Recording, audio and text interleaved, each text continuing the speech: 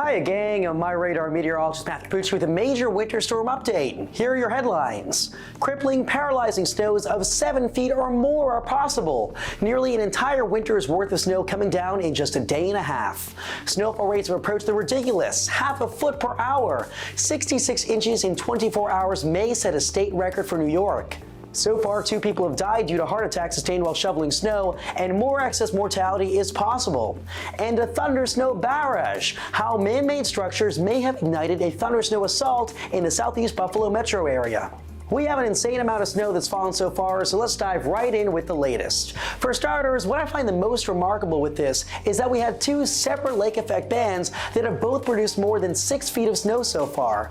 1 is bad, 2 is just exceptional. Let's start off with the Lake Ontario snow band. Natural Bridge, New York is up to about 72.3 inches. That's more than 6 feet. Watertown, New York is up to 57 inches or just shy of 5 feet. Down to Erie we go, and the winner is Orchard Park on the south side of the Buffalo Metro. That's where the Bills play, and 77 inches came down. 66 inches came down in 24 hours, which could be confirmed as the all-time record in the state of New York.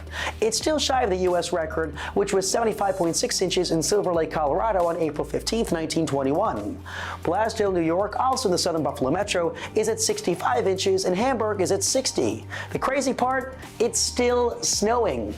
The snow bands have shifted a little bit to the north due to more southerly components to the winds.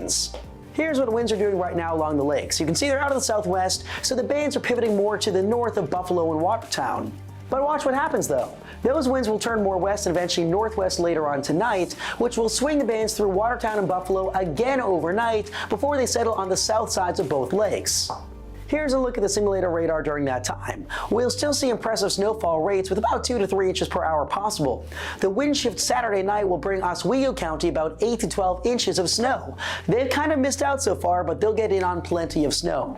You can see the little bullseye of pink here. For Buffalo, probably another half foot of snow, but the end is in sight. Off Lake Ontario, the Pulaski to Henderson corridor along Interstate 81 could get hammered by as much as another 2 feet of snow. And at the same time, don't be surprised to hear thunder and lightning. Hundreds of cloud-to-ground lightning strikes and even a few water spouts have accompanied the snow bands, which have been up to about 20,000 feet tall. Now, these hundreds of thunder-snow lightning strokes appeared in western Lackawanna County, New York. The reason being, there's a wind farm there, or at least a few wind turbines.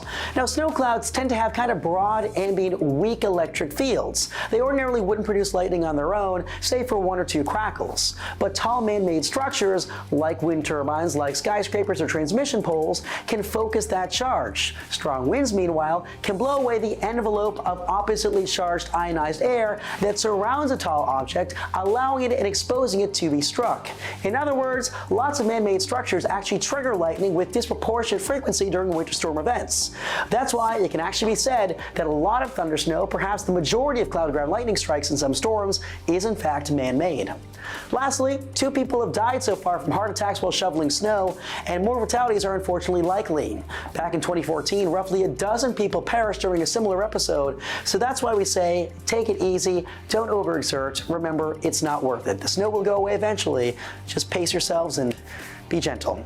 Of course, there is tons to track. We'll be doing that around the clock. Keep it in MyRadar on Facebook, Twitter, Instagram, YouTube, and right here in the MyRadar app.